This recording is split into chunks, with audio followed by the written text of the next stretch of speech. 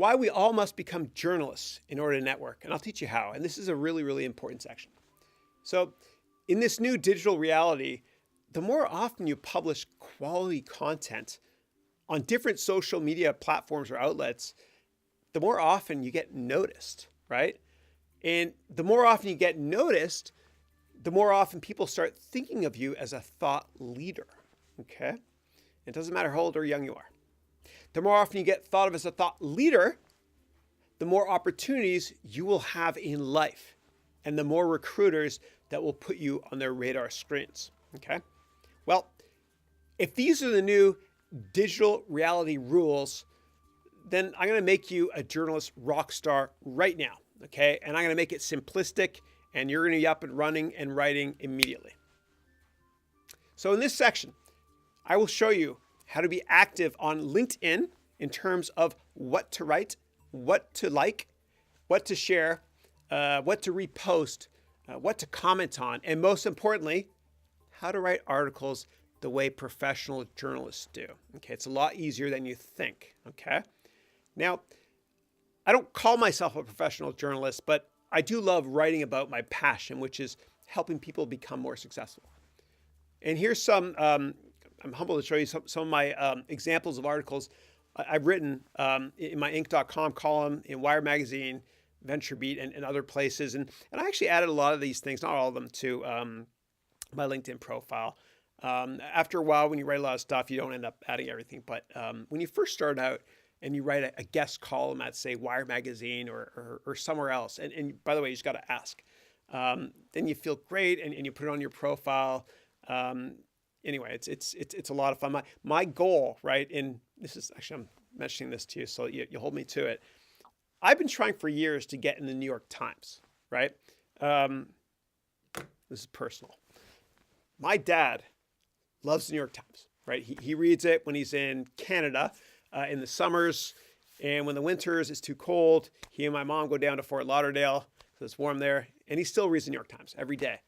And one of my dreams in life, my goal, is to write an editorial for the New York Times and have my dad open it up and say, "Oh, it's Chris, you wrote one." You know, it's just whatever you look. I don't know, maybe you look for approval every age. Who knows? But anyway, I've been trying, man. It's tough. It's tough. I've submitted so many articles, but what they want is they want you to back check it, fact test it, and they don't answer. They just don't. I mean, they have a canned answer. But anyway, when I get there, I'll be the happiest man in the world. So anyway, one of my goals, off script. Sorry. Anyway, let's get back on track here. Sorry. So yeah, I don't call myself a professional journalist, but again, I love helping people and I love writing about that stuff. Okay. So here's some examples, and it took me a while to figure out how to write. Okay. And I'm going to teach you in this section, what it took me a couple of years to learn. Okay. I'm going to condense it. Okay. How the editors at the magazines I wrote at, they told me how to write. And it's so much easier than you think, okay? It's not like you're writing for The Economist and you use these big words and you speak gooder than everyone else, that sort of thing, right? Think of it like writing USA Today, something like that, okay? Okay, so I want you to write about whatever you're most passionate about and post articles every now and then in LinkedIn, okay? Now, if you feel that you're writing about whatever it is you want to be considered as a thought leader of, and you start writing and seeing it as a job, you know, whatever you're writing about, it just might not be your passion. And that could be a signal to you that maybe you should, I don't know, maybe think about another career. I don't know. Okay. But it's weird when you write, you get this incredible, it's like the opposite of writer's block, right? And it comes in spurts, right? And the reason I'm talking about this a lot is because it's a way for you to differentiate yourself, because most of your competitors won't be writing to the extent that you will be, right? But it's almost like you get this this inspiration. You're driving on the highway. It's happened to me a lot.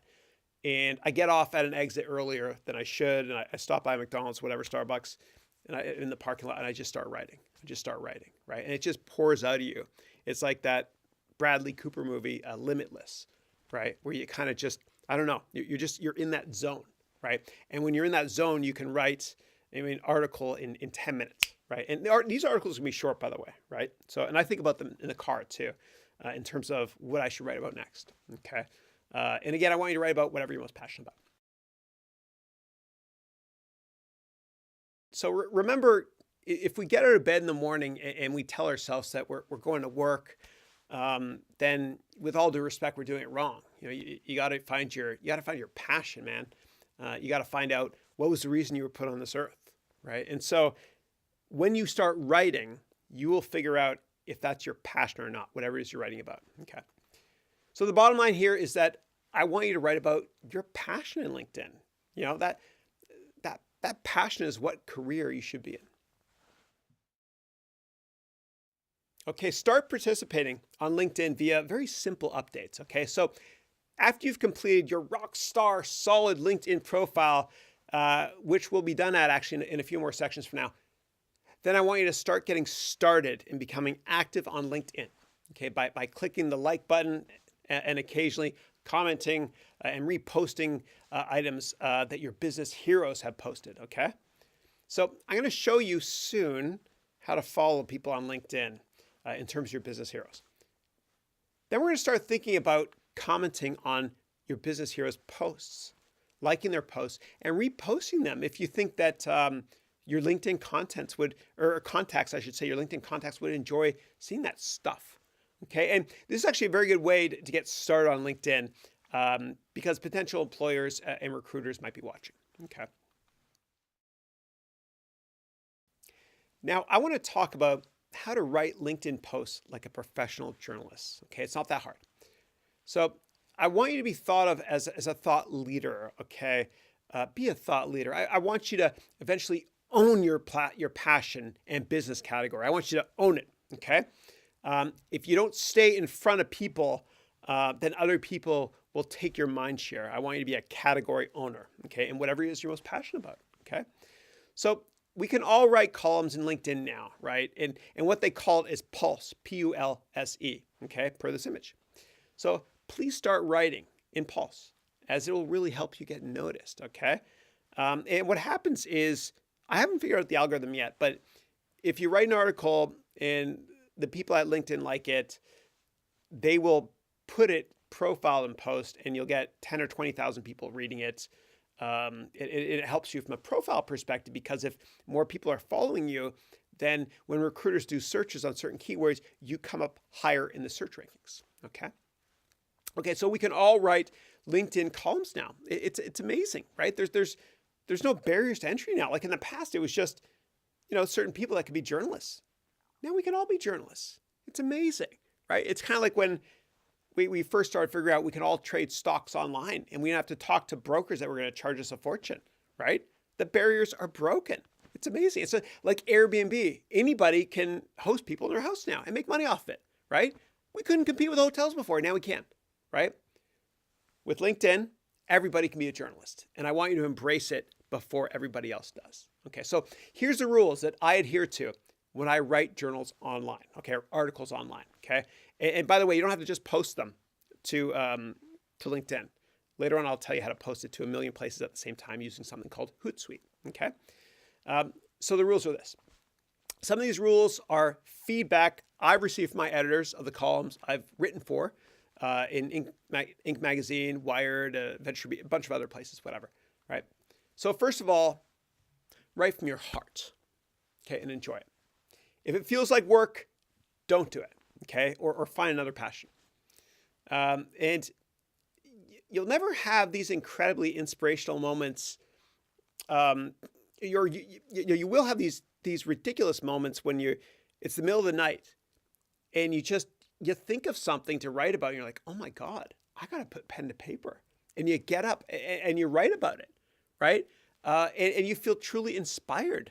And you write something that will help other people, right? You'll know when it happens, okay? You'll know when it happens, okay? It will happen, okay? It's like the opposite of writer's block. It kind of feels like, again, that movie Limitless, but also Jerry Maguire, right? That was the first date my wife went on in 96 or 97, whatever, where he wrote that business plan all night. He couldn't stop writing, right? And then he got fired the next day. But it's probably a good thing he got fired. Okay, that wasn't his passion. Okay, so next up, your paragraphs, and we covered this before. Your paragraphs in the articles you publish should never have more than, say, 3 sentences, okay? And nobody has the attention span anymore to read really long paragraphs.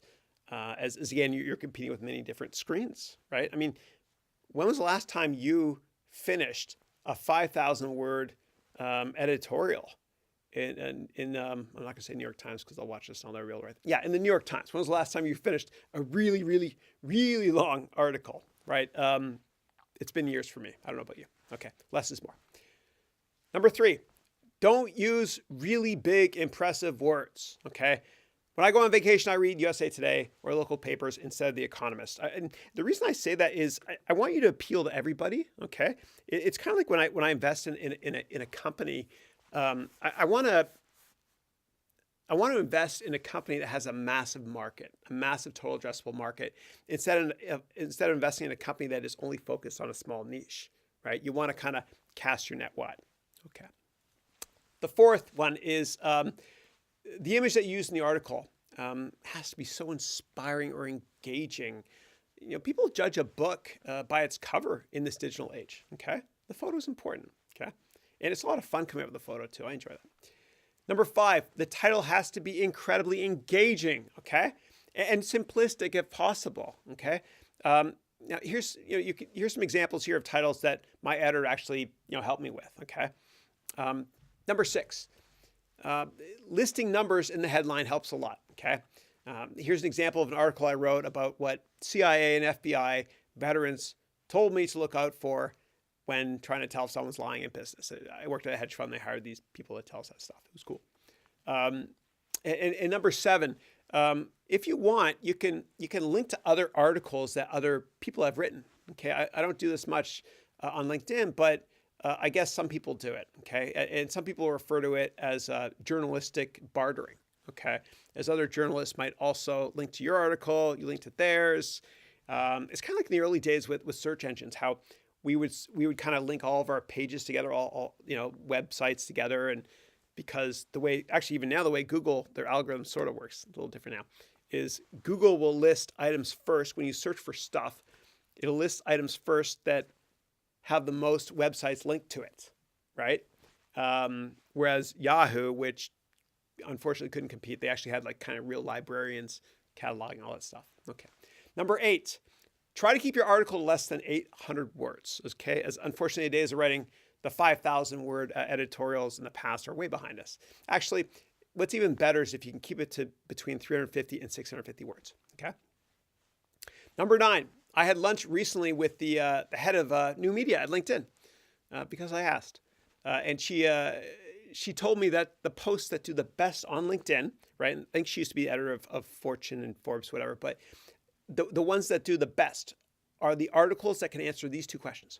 Number 1, why are you writing this now? And number 2, why are you the best person to write this? So the context is why now? Why you? Okay.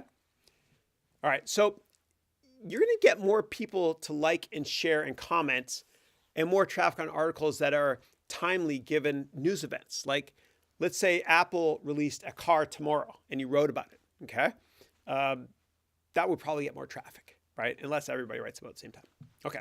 Number 10, use right now words like must, today, or now, okay, in the title. Right now words. Must. Why you must do this. Why today you have to. Why right now, that sort of thing. Okay. Number 11, use big names like Steve Jobs or Matthew McConaughey, which I've done actually in recent posts. Okay. Number 12, use special words like tricks, tips, secrets, awesome, amazing, crucial. Okay. And I've done that before. It works. Number 13, make sure to provide a hyperlink to a source to show that you did your research, especially when you list a number. Okay.